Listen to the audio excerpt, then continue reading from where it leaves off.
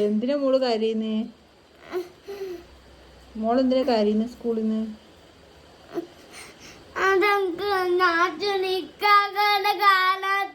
ഇക്കാക്ക ക്ലാസ് കഴിഞ്ഞാ വരൂലേ? അതിന് കാര്യണോ? അതിനെന്തിനാ കരയുന്നേ? പഠിക്കണ്ടേ? പഠിച്ചാലേ നല്ല മോളാവുള്ളൂ, ബുദ്ധി വളരണ്ടേ? എന്നാ